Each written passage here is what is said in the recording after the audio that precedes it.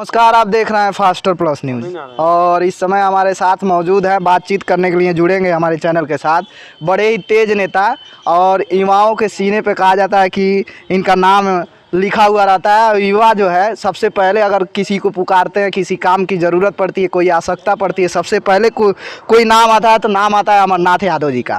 जी हाँ, अमरनाथ यादव हम आपको बता दें कि जनपद कुशीनगर के हाटा विधानसभा क्षेत्र के वार्ड नंबर 23 के जिला पंचायत प्रत्याशी रहे और जिला पंचायत प्रत्याशी के रूप में इन्होंने समाज का सेवा भी किया।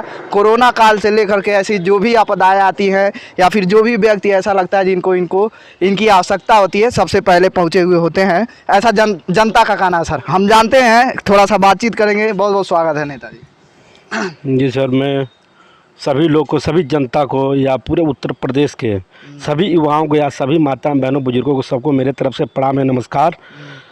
अभी जी मैं अमरनाथ यादव, ग्राम सभा हांसखोर पोस्ट चिनुआ, जिला कुशीनगर।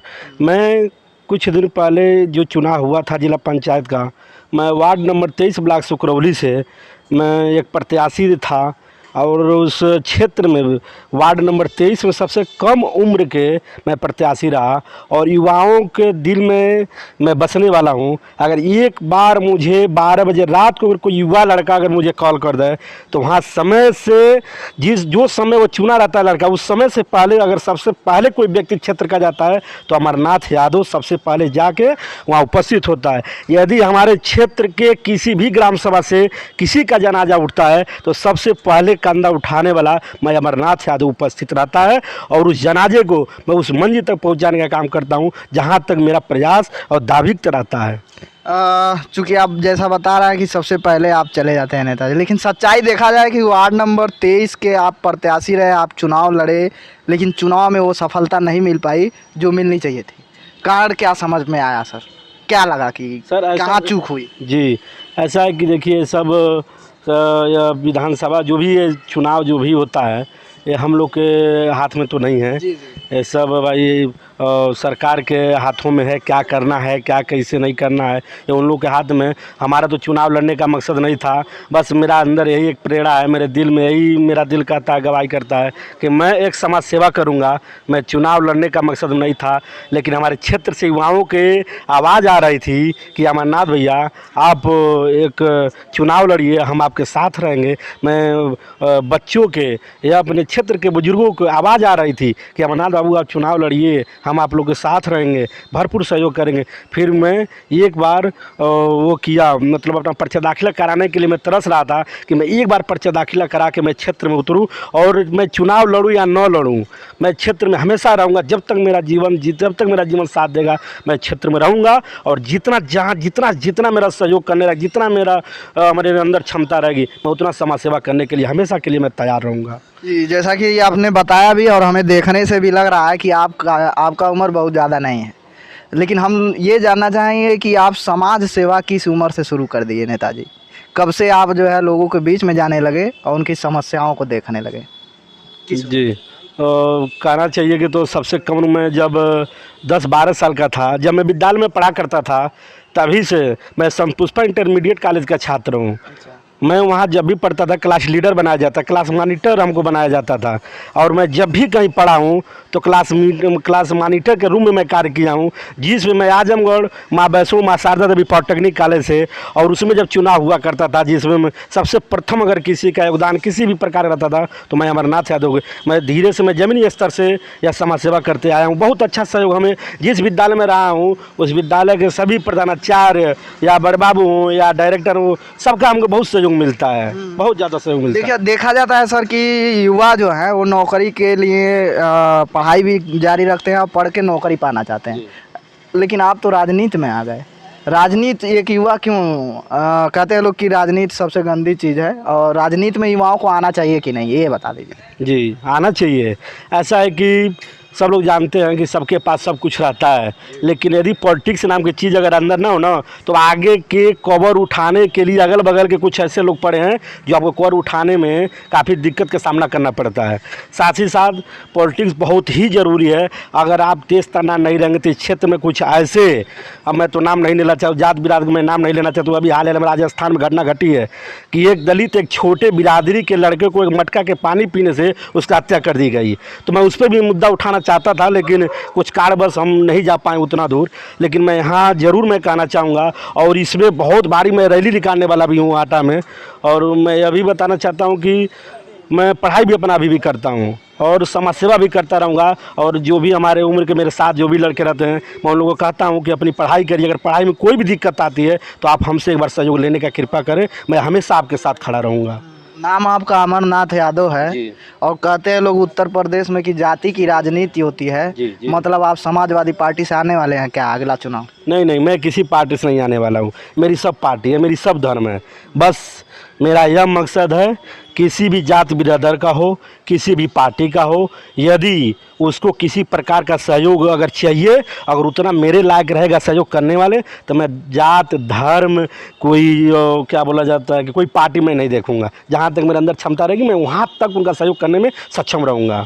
क्या लगता है कि सेवा भाव करके बिना पार्टी के चुनाव को जीता जा सकता है? बिना जातिगत राजनीति किए चुनाव को उत्तर प्रदेश में जीता जा सकता है सर?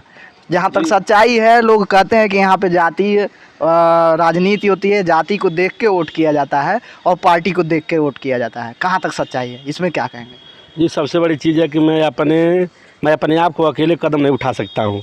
अगर मैं क्षेत्र यदि मुझे एक समाज सेवा मानता है, तो अगर मेरा क्षेत्र के जो भी, अगर आज हमें समाज सेवा एक प्रत्याशी चुने हैं, जो हमारी जो जनता कहेगी, मैं पर महीने हर ग्राम सभा में 10 युवाओं का मैं मीटिंग बना के रखा हूं। और उस 10 ग्राम सभाओं की मीटिंग में अगर कोई भी दिक्कत होती है तो सूचना हमें मिल जाती है। अगर हमें किसी पार्टी में अगर जाना रहेगा, किसी पार्टी से अगर जुड़ना होगा, तो मेरे क्षेत्र के या मेरे समाज के जो भी लोग हैं, अगर युवाओं लड़के जिस पार्टी से जुड़ने के लिए कहेंगे, जिसको सब लोग साथ चलेंगे, जो पार्टी इस देश के हित में कार्य करने की क्षमता रखेगी, हम लोग उसके साथ रहेंगे। इस समय चूँकि आप राजस्थान का मुद्दा बताए हैं सर, तो उसमें जाति को देख के कहीं ना कहीं जो है ये घटना हुई है। जी, बिल्कुल हुई है। क्या लगता है आपको कि इस समय कितना जाति पात भेदभाव ऊंच नीच माना जा रहा है? चल रहा है सर, बहुत बहुत चल रहा है। हर ग्राम सभा में अभी यह माना जा रहा है कि जो छोटे बिरादरी के लोग हैं ना, उन पे बहुत ज़्यादा दबाव दिया जा रहा है। तो मैं सभी क्षेत्रवासियों से सबसे मैं हाथ जोड़ के निवेदन करूँगा कि आप जो भी बड़े बिरादरी के जो भी लोग हैं, या छुआछूत का आप प्रयोग बिल्कुल मत करें। आपसे हाथ जोड़ के निवेदन है। क्या है कि यह हम नहीं बनाए, आप नहीं बनाए हैं। अरे कहीं न कहीं कुछ ऐसे लोग आ गए हैं जिसको हम लोग फैमिली के कुछ ऐसे बुजुर्ग नहीं थे, लोग जो पढ़े लिखे नहीं थे, लोग उन लोग की मतलब काम करने की उतना क्षमता नहीं करता था। आप लोग कुछ लोग बड़े बिरादरी कुछ पढ़े लिखे थे लोग, जो हम लोग के जो घर के बुजुर्ग उन लोग को मतलब दबा के धमका के ऐसे करके अपने घर पे कार्य कराते थे लोग, जिससे न पढ़ने। जी, उन लोग की जात बिरादरी ज़्यादा हो गई। और जिस छोटे बिरादरी के घर के बच्चे यदि विद्यालय जाते थे, वो कारागार में भेजने का काम किया जाता था, कुएं में भिगवाने का काम किया जाता था। एक हाल ही में जो देखा होंगे कि मुख्यमंत्री अखिलेश यादव जब थे, उन्होंने जैसे ही चुनाव हुआ और चुनाव के बाद वो विफल हुए, जैसे ही उन्होंने सीट छोड़ा और सीट को गंगा से शुद्ध किया जाता है, गंगा जल से। क्या किस दृष्टि से आप देख रहे हैं कि उस कुर्सी को, उस ऑफिस को गंगा जल से शुद्धिकरण किया गया? नहीं, ऐसा कुछ नहीं है। ये तो सब अपने आप का ये सब बनाया हुआ है, धर्मात्मक है। ऐसा कुछ नहीं करना चाहिए। ये धर्मात्मक अपने आप को धर्म नहीं बनाना चाहिए। ठीक है, कहना चाहिए कि जो समाज का सेवा करता हो, वो यह धर्मात्मक किसी जल छिड़कने से, किसी बड़े बड़े मंदिरों पे जाके पूजा पाठ पर करने से ऐसा कुछ नहीं है।